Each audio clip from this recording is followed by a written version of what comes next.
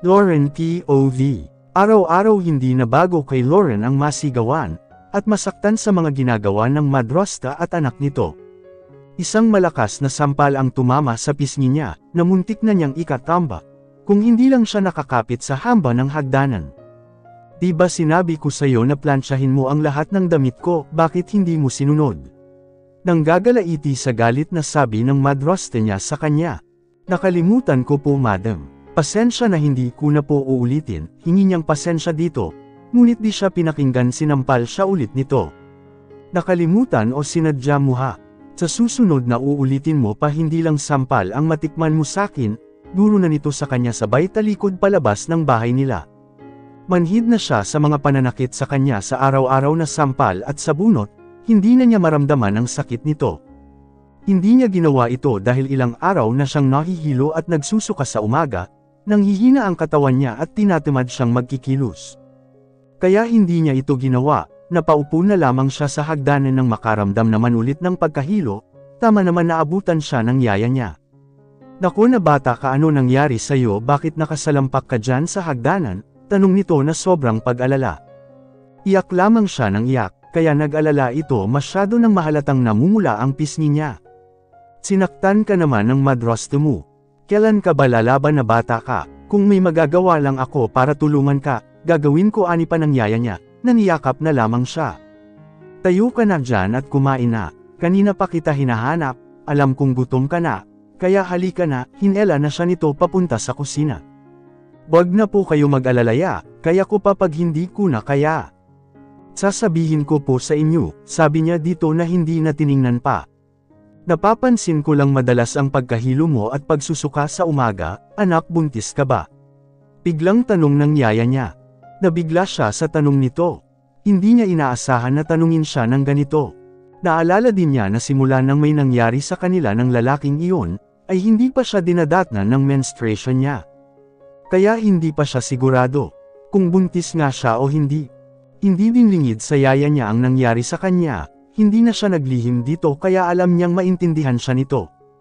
Ito na lamang ang inaasahan niyang kakampi niya. Anak, bukas ibili kita ng pregnancy kit, para malaman natin kung buntis ka ba o hindi. Tango na lamang ang isinagot niya dito, paano kung buntis siya? Paano niya papalakihin ang anak niya? Ni wala siyang kapera-pera, pati ang perang dapat sa kanya, ay hindi ibinigay nila, hindi ito ipinasok sa account niya, kaya wala siyang gagamitin kung umalis man siya dito. Pati mga kaibigan wala siya, pinagbawalan siya nito, baka daw makakuha siya ng mga masamang impluwensya, kaya lumalayo siya pag may gustong makipagkaibigan sa kanya. Kung sasabihin din niya doon sa lalaking nakabuntis sa kanya, baka hindi rin siya paniwalaan nito. Gulong-gulo ang utak niya, kung ano ang gagawin at iisipin niya, sana lang makaya niya ang lahat. Kinabukasan binilhan siya ng yaya niya ng isang pirasong pregnancy kit. Agad niya itong ginamit at sinunod ang nakasulat dito, pinatakan niya ito ng ihi niya at hinintay ang resulta. Nanginginig ang mga kamay niyang nakatingin sa hawak niyang pregnancy kit, 2 linya itong pula na ibig sabihin ay positive at buntis siya. Takot man siya pero natutuwa pa rin siya, kasi may buhay nang lumalaki sa sinapupunan niya, paprotektahan niya ito sa madrasta niya at anak nito.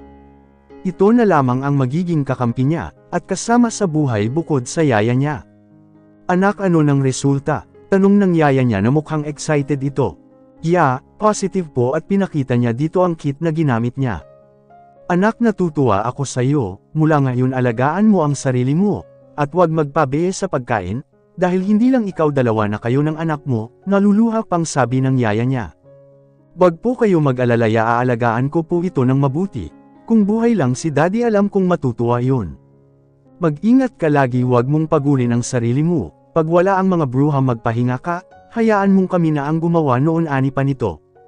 Sa mga sumunod na araw, mas lalo siyang nahihirapan, dahil sa madaling araw ilang beses siyang samuka at may hinahanap na kung anong pagkain. Ngunit binaliwala niya ito, hindi rin siya makabili, dahil wala siyang pera na maaring gamitin. Hindi rin siya makakalabas ng bahay, dahil pinagbantaan siyang pag lumabas ng bahay, ay may gagawin ito sa kanya, kaya natatakot din siyang lumabas.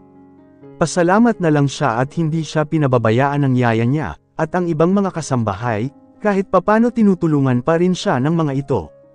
Naawa din ang mga ito sa sinapit niya, kung may magagawa lang ang mga ito, tutulungan siya ngunit takot din ang mga ito sa maaring gagawin ng madraste niya.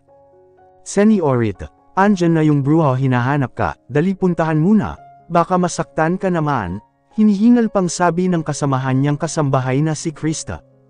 Sige Maywa nakita, puntahan ko lang Pauline niya dito.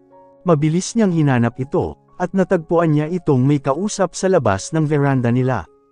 Madam hinahanap niyo daw po ako sabi niya dito. Halika dito at may sasabihin ako sa iyo, hila nito sa braso niya. Kaya napasubsob siya sa lamesa. Mr. Santos, this is my stepdaughter, Lauren, she is the one I'm telling you, she is beautiful right? Sabi nito sa kausap. Yeah babe, so beautiful. Mrs. Harrison, I like her, sagot naman nito na nakangiti sa kanya, at pinasadahan siya ng tingin mula ulo hanggang paa. Kinilabutan siya sa iniisip niya, hala may gagawin na naman ang madraste niya sa kanya. Sasama ka ngayon kay Mr. Santos.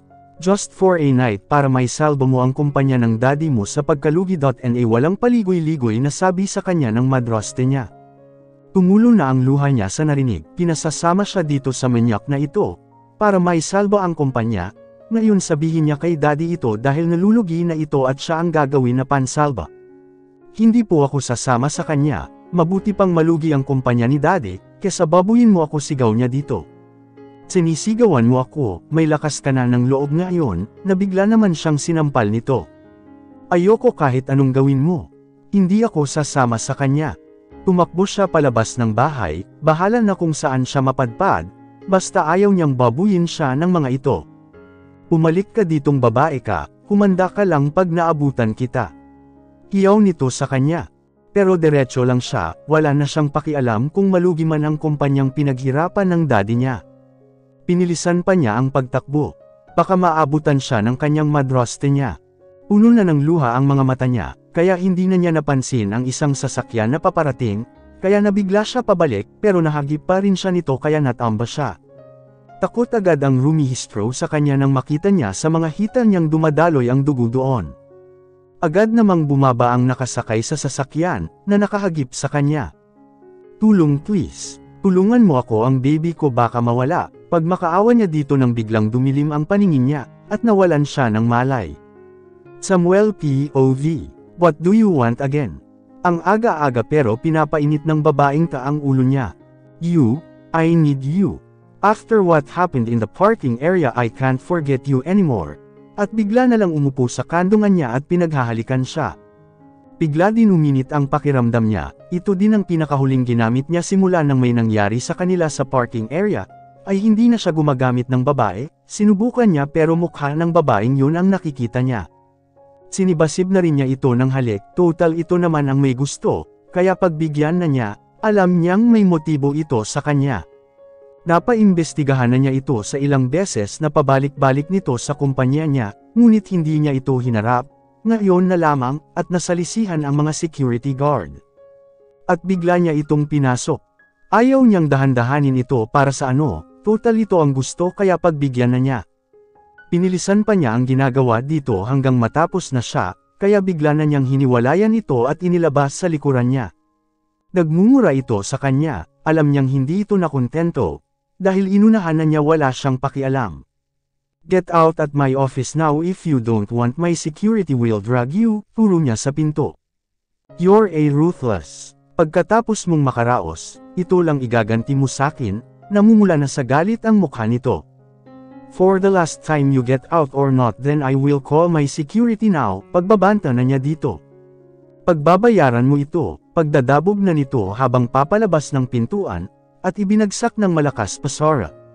Napapasabunot na lamang siya sa sarili, if he always remember the face of that woman he can't get over until now. If only he knows the name of that girl, madali lang niya maipahahanap ito. Pero kahit pangalan wala siyang alam, paano niya makikita?